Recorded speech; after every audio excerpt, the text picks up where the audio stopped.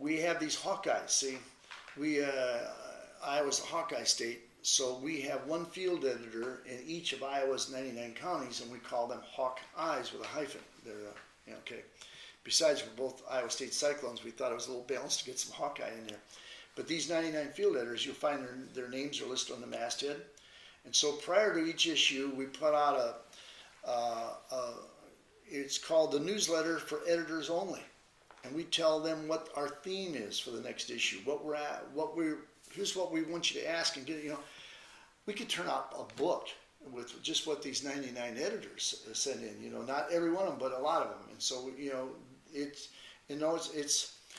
one of my daughters, Julie, one time said, Dad, I got your magazines figured out. Basically, it's going to the mailbox and finding a letter from 100 friendly people. I said, yeah, you got it, kid, but it's not that simple. You got to find which 100 interest your readers. You may have to go through 2,000 and you can't pick the 100 that interest you, but interest them.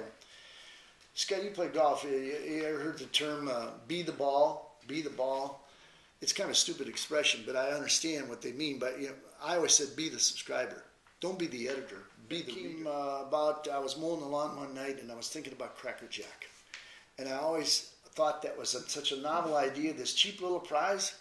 And you knew it was a cheap little plastic prize, but you still wonder what kind of a cheap little plastic prize. I always wondered how many people actually bought that Cracker Jack for the prize as much as the popcorn, And I said, why can't we do something like that with advertising? And I said, okay, let's hide something in the magazine. So I didn't quite know what to hide. In the beginning, my idea was to hide, it had to be something rural. So I was going to hide a mailbox. And I knew that was the wrong thing because for a mailbox to be identified, it would have to be too big, too easy to find. And it was too small, you wouldn't know it's a mailbox. So I had a nucleus of about 7, 8 really, I thought, my creative bunch there. So I did the $100 thing. I just go out, we had just an art table in the center of our editorial, and I call them and I throw a $100 bill on the table and said, okay, whoever has a better idea than I do by noon today, because you got to set short deadlines, gets a $100 bill. Now here's what got me, here's my whole concept. We're going to hide something, but it's not, what would we hide that would make more sense? Well, it was like a half an hour. Sharon Sells came in and said, a needle in a haystack. I said, here's $100. I mean, that was perfect because it's long and narrow. And we hid that as an exclamation point at the end of a headline. You could hide a needle anywhere. Well, when we started the next magazine, people expected us to hide things. So we had Hattie's hat pin in Reminisce. I concocted this story that Hattie went to the mailbox and she's getting her mail and just happens to have Reminisce the day. She always wore this hat with this heirloom hat pin from Grandma. It was very, very special to her. And her hat blew off and she thought she'd lost that hat pin, but what she didn't know is it blew right in the issue of Reminisce and it's in one of these pages. So we did that each time. So we got, and one day I'm walking in the woods and it just occurred to me, why doesn't somebody who sells advertising hide something in their ads to make them read the ads? And I said, I think I'll keep that one to myself. And I just kind of pocketed it. And lo and behold, all these years later, we started our Iowa. And then immediately, we just took the I from the logo, and made it, again, it's long and slender. And we had an I in three ads in each issue. And you have to find all three in order to enter the contest. I'm thinking how hard it is because we don't take them by email. So in today's market, they actually have to address an envelope. They have to put a 45-cent stamp on that. And we still get over 6,000 an issue. Yeah, we're over 6,000 now. That's incredible.